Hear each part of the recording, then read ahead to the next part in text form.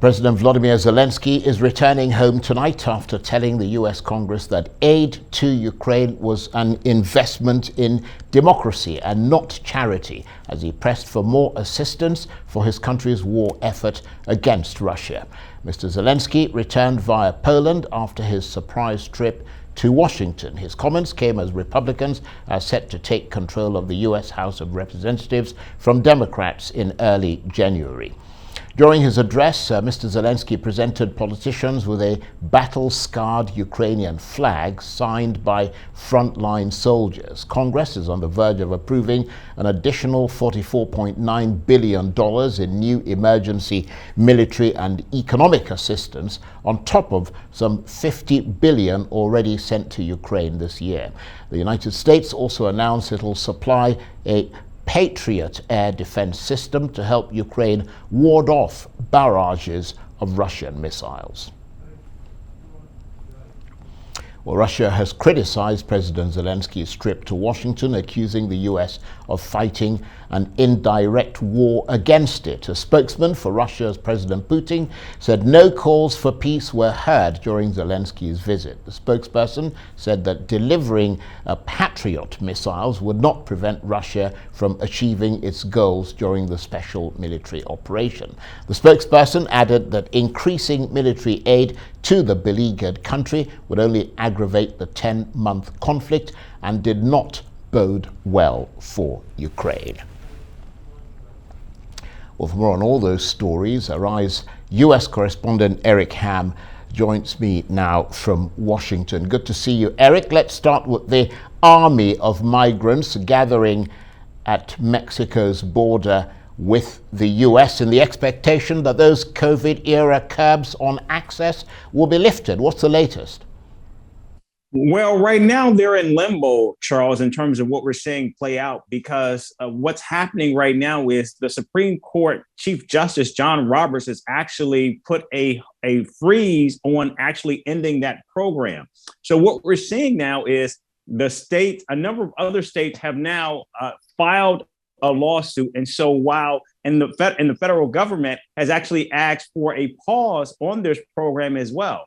And actually to complicate matters even more, as Congress is now negotiating over a multi-trillion-dollar budget, this program, Title 42, is now in limbo. In fact, Senator Mike Lee of Utah, or a Republican, has said that he will not actually allow key funding of the budget to actually go forward until they address this issue of Title 42. So right now, what we're seeing is not only is the government in limbo in terms of if they will actually get a spending bill for the next fiscal year, but also many of these migrants who are sitting at the border, both in Mexico and many who are also in the United States, are waiting to see how all of this will play out.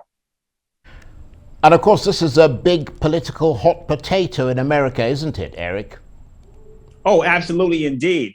This has been an issue that has vexed the Biden administration since they came in. Remember, when one of the first issues that the president took up was this issue of the border. We know that Vice President Kamala Harris has traveled to those three Golden Triangle countries south of the border, looking at what was happening directly there. And remember that infamous statement that she made when she said, "Do not come," meaning do not come to the United States.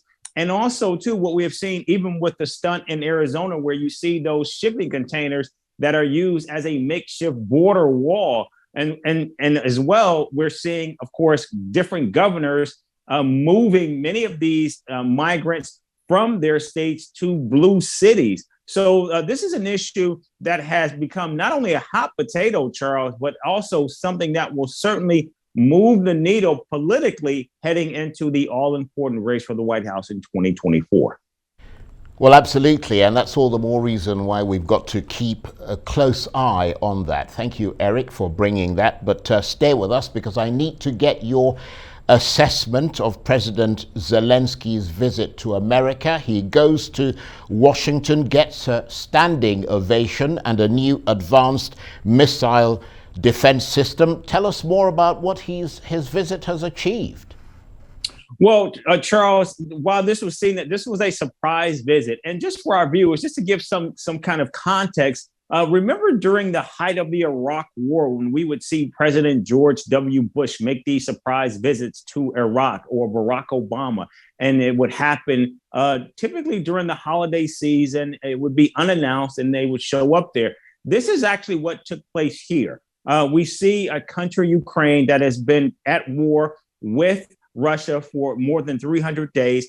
And its president made this surprise visit to the United States. And it comes on the heels of, again, this massive spending bill that is currently being negotiated, that hasn't fully been negotiated, but in it is $45 billion in aid to Ukraine, which would be even more than what is currently on the books of $37 billion. So President Zelenskyy was here to fortify that relationship, to try to assuage some of the fears of House Republicans. As we know, House Republicans will be taking control of the lower chamber in just a matter of a few weeks. And so he was here to try to shore up those relationships, ensure America that their resources and their money that is going, taxpayer dollars that are going to Ukraine, is an investment in democracy, is an investment in peace around the world. And so that was what we saw. We saw it was a bit of a lobbying effort. It was a bit of a goodwill effort.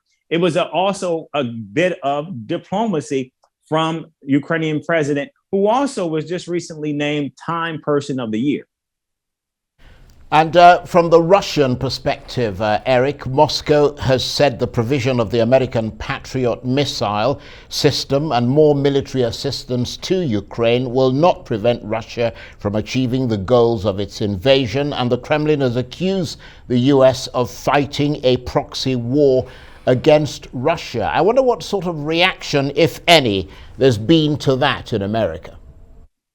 Well, look, since the early onset of this war, Americans have overwhelmingly supported U.S. involvement in terms of providing resources to Ukraine. With President Zelenskyy here, and to be clear, we know that President Zelenskyy did do an address to a joint session of Congress earlier in the year, but of course that took place virtually. But now he was actually here in person. And so when you look at the optics of this is certainly looking as though the United States and Ukraine are doubling down on their support, their investment in each other. But even going beyond that, it certainly showcases that the United States is willing to provide Ukraine with the necessary firepower to continue to be a thorn in the side of Russia. And while President Biden has made every effort to assure not only the United States, but also American allies, particularly throughout Europe, that this would not be a proxy war between the United States and Russia. Clearly, that's how Russia sees this, with that Patriot missile defense system that is being shipped to Ukraine, which certainly is going to have an impact on the battlefield. Eric, thanks very much indeed. Eric Ham, Arise US correspondent, talking to me that from Washington.